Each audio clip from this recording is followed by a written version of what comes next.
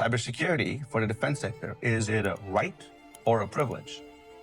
There's been quite a lot of regulations recently that have increased the burden on small businesses. Particularly, I'm thinking of CMMC, which long name stands for Cybersecurity Maturity Model Compliance. But it adds new requirements for any organization working with the Defense Department.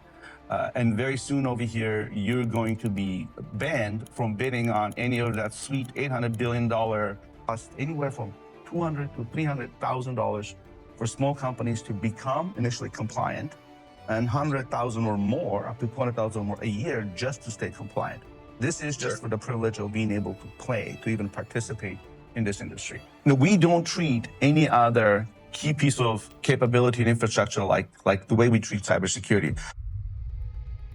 Hello and welcome to the DIB Leaders channel, where we will be addressing everything having to do with working with the Defense Department, how to win more business, how to stay compliant, and the latest news. Hello, my name is Harut. I am the CEO of Emgage. I've been in the IT and technology business for, dating myself, nearly 25 years since I was, fresh out of college. And we started this channel because we're noticing a big issue with our customers, defense industrial-based customers, struggling to meet all the requirements of working with the Defense Department. There's a lot of regulations, there's a lot of requirements, and also at the same time, they're trying to run the business and not have to worry about everything else. So we started this channel to help you stay ahead, to meet all the requirements with the Defense Department, to help you win more business and compete more successfully. And our special guest today is a good friend of mine, Tariq Azmi. Tariq, welcome to the show. Could you please introduce yourself? Well, thank you, Harut. It's an honor and a privilege thought of me to join this series. I'm very excited to be here. Very quick background on me. I've been in the compliance and security industry for the last 9 years now. Started a company, Ember Technology. We've been part of doing various different compliances and security. And here we are today talking about critical topic, which is cybersecurity and compliance. Let's take it away, Harut. I know you're passionate about this topic. And as long as we don't throw chairs at each other, we're okay. Well, no promises. Fortunately, we are remote today, so there won't be any. I know it can get very passionate. We were both very passionate about this topic. And today's topic is cybersecurity for the defense sector. Is it a right or a privilege? There's been quite a lot of regulations recently that have increased the burden on small businesses. Particularly, I'm thinking of CMMC, which long name stands for Cybersecurity Maturity Model Compliance. But it adds new requirements for any organization working with the Defense Department. And very soon, you're going to be banned from bidding on any of that sweet $800 billion defense budget unless you meet these requirements. And the expectation is starting in October 2025. That's going to be new. That's going to be mandated, either for primes and subcontractors. So we want to talk about what is the impact on that for the smaller companies who really can't afford the budget. And it's estimated it's going to cost anywhere from $200,000 to $300,000 for small companies to become initially compliant, and $100,000 or more, up to $200,000 or more a year just to stay compliant. This is just for the privilege of being able to play, to even participate in this industry. And that's going to be very tough for the small companies to be able to afford. I personally know of a few who've already pulled out. They're saying the cost is not worth the revenue we're getting. It completely eats away the margin. So it really raises the question, is this an opportunity or privilege, or actually a right for people to have? Should we put this burden on small companies or make this something that's available to them as infrastructure? It's a tough question for sure. This can be talked about it on both sides. It is a right or a privilege. And as you mentioned, you could consider it as a pay to play, or the other option or the way to look at it is it's an opportunity, right? If you make it a business strategy and it's an opportunity. Is cybersecurity a right or a privilege? It's a hard one to say because that responsibility comes on everybody. And I think I can talk to you about it on both sides in some ways. I think it starts out with the right, but it turns into a privilege quickly. Yeah, so let's dive into that, right? So we don't treat any other key piece of capability and infrastructure like the way we treat cybersecurity. Let's talk about defense, right? National defense. You are not responsible for guarding the territory, the land, right? In Wichita, right? You don't have any responsibility for policing as a citizen, right? We have services for that. You're not responsible for paving your roads. That is provided. That's a shared infrastructure infrastructure that is provided. Now, with cybersecurity, we leave all of that burden on the individual small businesses who are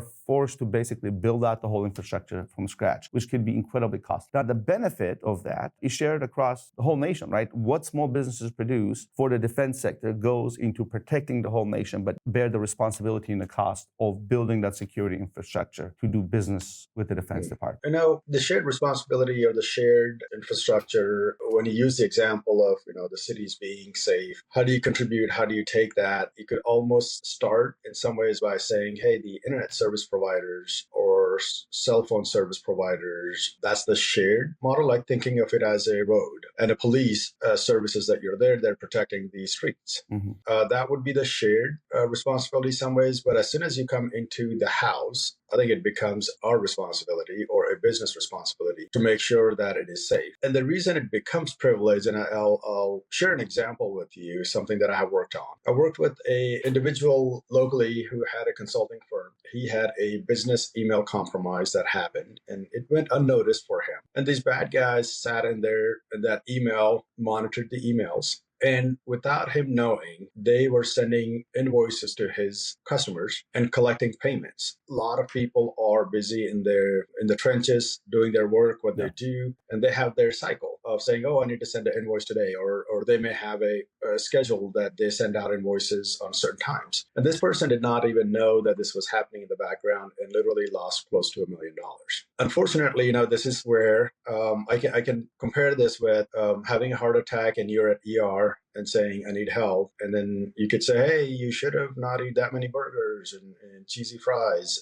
You didn't take care of yourself, right? But the challenge is the incident happened, you're at ER, it needs to be fixed. So similarly, the person, when I got the call saying, can you help us? I said, sure, we can help. And then right off the bat, the person says, what's your budget? Well, how much are you going to charge me? And the person had said, I can only budget maybe $1,000, $2,000, not much more, because I just lost $1 million and I have 20, 30 employees. I have to meet payroll. I don't know where I can really find the money to pay you to really get into the forensics of it and help me not necessarily get the money back, maybe have the conversation with the insurance company to see about reimbursements. How do we handle this? So now you're at the ER and the person is saying, I can only afford to pay you this much. This is my afford. So here, I think is where I feel like it turns into a privilege. I mean, that's a reality. I mean, I guess that's the best way I can put it. That, ER is a great example. It is pay to play, right? When you go into an ER, they're not going to throw you out. But, in a healthcare system, if you can't afford to pay, they will throw you out of their building. That's a great point. And it's pay to play to a degree. But, I think to that example, it's similar to going back to the infrastructure, right? So you running your business. So be it a, restaurant, be it a defense contractor, you're manufacturing things, you don't have the skill set, let's stick with the roads and internet. Mm-hmm. You are not a construction company who knows how to build roads, or you're not a power plant company who knows how to build a nuclear reactor or a coal reactor to generate power, right? So there's some shared responsibility. You got to pay the bill and you still have to drive safely on the road and follow the rules. So where is that fine line when it comes to cybersecurity? All right, you, as somebody who's participating in this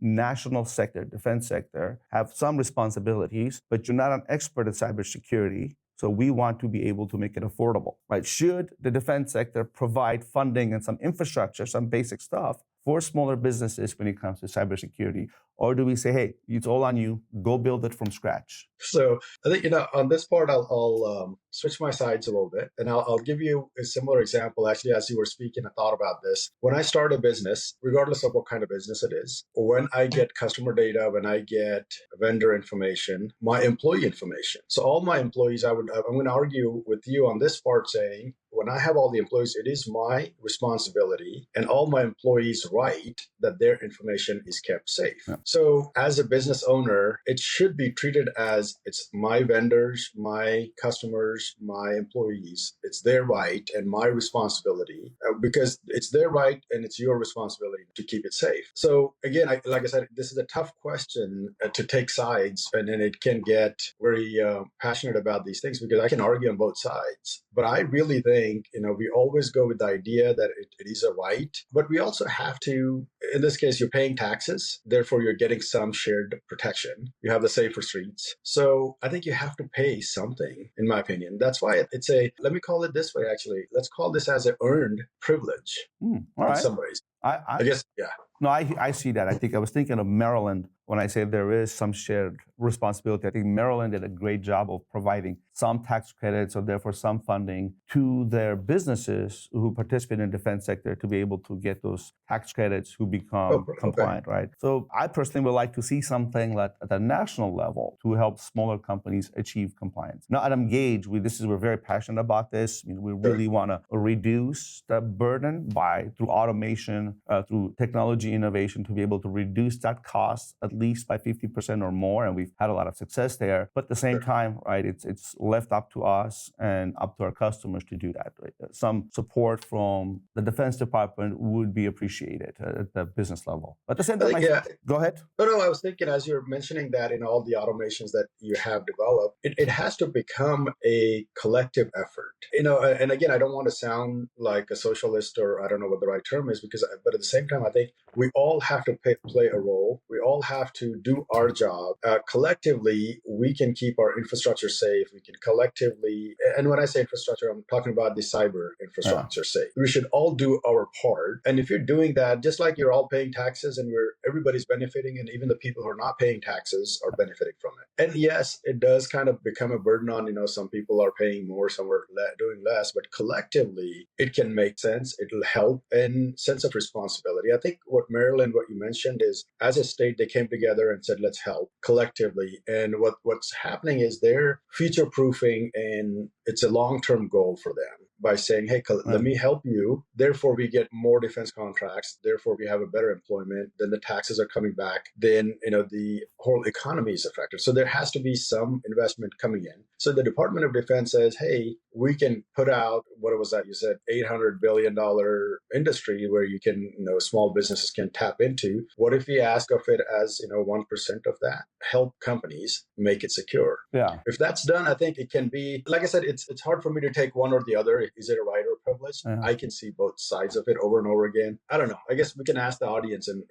see what they see. I feel like it starts out as right, but it very quickly turns into privilege. And the example that I shared, right, no different, very quickly, and the person was doing everything right. He's working hard. He's in the trenches doing things. Some bad guy comes in, starts invoicing and redirecting the funds. I'm sure, this individual obviously missed out on some of the critical things that they could have done as far as, maybe a process, maybe a better security on their systems and emails, those pieces. I think this is where, I guess this is what I'm talking about is if a business, if they want to spend a little bit more money to make sure you're safer. Well, not to cut you up, but it's not a little bit more money, right? It is substantial. A little bit more, a couple of thousand is great, but 200,000, 300,000, 400,000 to get going, and then hundreds of thousands of years just for the privilege of bidding, right? That's like the whole profit margin for most companies. As a former Soviet Union citizen who's moved over and knows socialism does not work, it's just my perspective. It's horrible. So I understand that. At the same time, I see the burden, the frustration on the small defense players and what position they're in, right? I think so some tax credits would help, right? We'd love to, like you said, let's hear. We'd love to know what you think, right? Go ahead. Put in the comments, what is your position? Is it a right? Is it a privilege? Is it an opportunity? Or is it a complete, basically a fumble on the Defense Department side? I think it's, one. Well, can you share?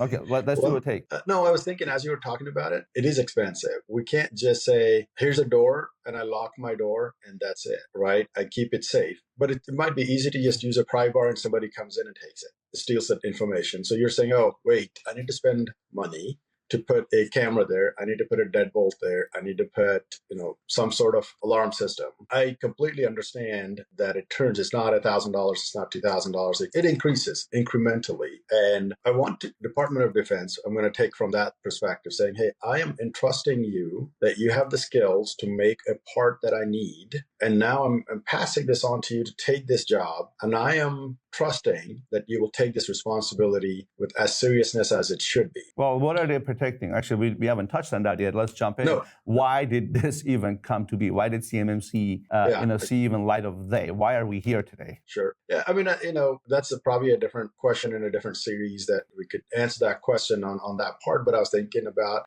even if you scale it back down, if not defense, and it comes back to the rights and the privilege. I go to a doctor's office. I'm trusting the doctor's office to keep my records safe. That's my right, right? So my trust with the doctor's office is you're going to keep it safe. And the doctor's office is going, well, to keep it safe, I need to charge you X amount of dollars because that's what it takes to added security. So I'm coming back to that saying, so as a business owner, it is a mutual thing. Personally, I think it may have to come back to mutual, but I'll leave it up to the audience to see if it's a right or a privilege, because it can go both ways personally. It's no longer just a single lock on the door, not a deadbolt. No, it's more. Yeah. And it does require certain things. Well, there's 320 more, right? There's 320 things, objectives you have to achieve in this, organized into 14 groups. And then what you're tasked with is keeping CUI safe, safeguarding, which stands for controlled unclassified information. So that's the driver, like you said. Now, is it fair for in this case, the client, the defense contractors, having to pay for the privilege of keeping that safe? I think I agree, right? They are responsible. Burden is very big they don't have an IT team. They don't have a cybersecurity team, right? Go to those primes, they have dozens, if not hundreds of people responsible for this. Go to a small company, they have a outsource, maybe an MSP who doesn't even know how to spell CMMC. Let's be honest, right? So it's a challenge. So how can we get them to get compliance where they can participate without breaking the bank? Or worse yet, there's a major impact on this, right? We, with this race, Ukraine conflict, an escalation with Chinese conflict, we have to have a strong industrial base. By putting a heavy burden on the smaller companies who are the lifeline of our defense industrial sector, we are in effect destroying our industrial base. We're removing a lot of companies who we will need to be able to surge and manufacture and do research when the time comes. So we can't afford to get rid of the small players. We need to be supporting them, bringing them more business instead of creating obstacles for them. I'm very passionate about this. I know you can. When my arms start going, they won't stop. I hear you. It's still, I think it's, let me, on a positive spin, I guess positive way to look at it is, let me make the investments and there's a huge opportunity of $800 billion. That's one way to look at it. And again, I may have figured I'm leaning more towards it's a privilege because you're making the investment and future-proofing your company. And like I said, small businesses are the life and bloodline of our economy. I've seen over and over again, the office manager or the engineer is an IT person that is trying to troubleshoot because they don't have that extra funds to hire an IT person or hire an IT department or an outsourced IT, because a lot of times they start out with not having any IT and doing it the way it is, winging it, because that's where the investment is, right? You make the investment, and I don't want to call it pay to play, but for me, I'll wait for the audience to join in and tell me you have to make the right investment. Yeah, you bring up a good point. It's also not we're stuck in a false argument. Is it a privilege? Is it a right? Maybe the right answer is it an opportunity? Right? That's a really a good way of looking at it, because sadly, yes, this is going to push out some of the smaller players and some other companies who actually might be not just smaller players, but even large companies who only have a very small sliver of defense work. It might not be worth it for them. So this will mean there's opportunity if you become CMMC compliant, and you'll be able to now have more business and more access to other opportunities that you would have never had before. I think so. And I think it has to be probably looked at it in a very positive tone, make it a business strategy as opposed to calling it a burden. And I think it'll start into the leadership, executive leadership coming together. Don't think of it as it's an IT problem because it has a word cybersecurity in it. I mean, there's a lot of things to talk about. I'm sure you have it figured out into your series to address these with some of the other speakers and individuals on here. But yeah, no, this is great. I'm looking forward to some of the audience to see what they come back with and what their take is. Great point. And how they would tackle that. So yeah, I'd love to hear your thoughts. Please go ahead, comment. What do you think this is? And maybe even reach out to your congressman and congresswoman and ask for some support in being able to achieve CMMC compliance. The burden is too high for small businesses. Tariq, that's a good point, right? Cybersecurity, the CMMC, the word is a little bit deceptive because it starts with cybersecurity. This is not an IT problem. It covers the whole organization. It actually improves processes, makes you more efficient, and safeguards your business. So you might not even be having to do with the Defense Department, but next time there's an email compromise, you won't lose $1 million of accounts receivables, and your cyber insurance won't cancel you and not cover, right? So this goes beyond Defense Department, and there's a lot of really interesting topics that we have coming up that will address those and much more. So stay tuned. Please join us on the next episode. Subscribe so you can stay informed. Well, you just witnessed our first episode over here, so thank you very much. Don't forget to subscribe and share to learn more about doing work with the Defense Department. Thank you.